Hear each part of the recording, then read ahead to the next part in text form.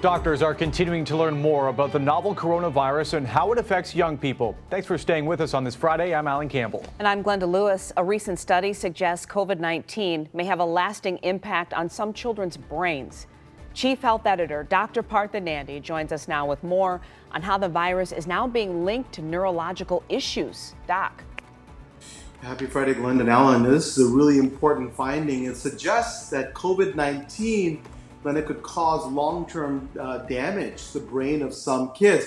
The study was actually published in the Journal of the American Medical Association, also known as JAMA. It focused on 27 British children who'd suffered from the recently recognized illness that we call multi-system inflammatory syndrome. Now, this is the complication that caused some children's immune system to kick into overdrive after being infected with the coronavirus. Now, 4 of the children in the study developed neurological side effects. They experienced impaired brain functions, headaches, brainstem and cerebellar issues, which are part of the brain. The cerebellum is a part of the brain. Also, muscle weakness and reduced reflexes. Now, doctors don't know exactly what's the root of this problem. It could be a response to the child having the rare inflammatory syndrome, or it could be connected directly to the virus impacting the brain. That's what we're concerned about. Or it may be the result of the child really being severely sick with the virus. A large international study is being taking place to find out more answers and to identify possible treatments relating to the brain and COVID-19.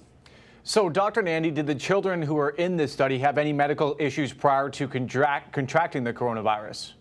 And also, it's a really important question, right? So the answer is no. None of the children really had any medical problems. They were healthy prior to developing the inflammatory condition linked to COVID-19. It's also interesting, Alan, that none of them had any respiratory issues. And this study is raising the question of whether COVID-19 will impact a child's brain growth, right? Since the children's brains are still developing, and it shows the importance of monitoring their long-term psychological and psychiatric health.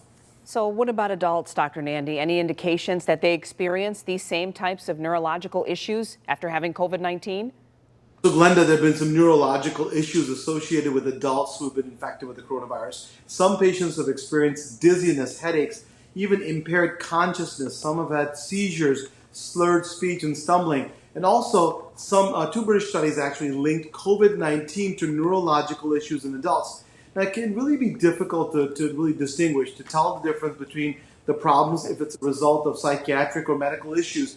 There's so much more research to be done to determine the cause of neurological damage in patients with COVID-19. But it just tells us more. We got to keep our eyes on the prize, and that is prevention, right? Do the right thing, wear a mask, disinfect, social distance, so we don't get infected with this virus, and then you get a vaccine and get treatment and get beyond this. That's the key to this message.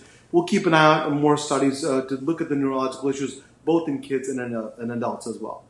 Yeah, some great information there, Doc, for sure. And as you say, that is the key to moving forward. And be sure to watch Dr. Nandi tomorrow at 5 right here on Channel 7 on how to fight disease through yoga and meditation. Glenda.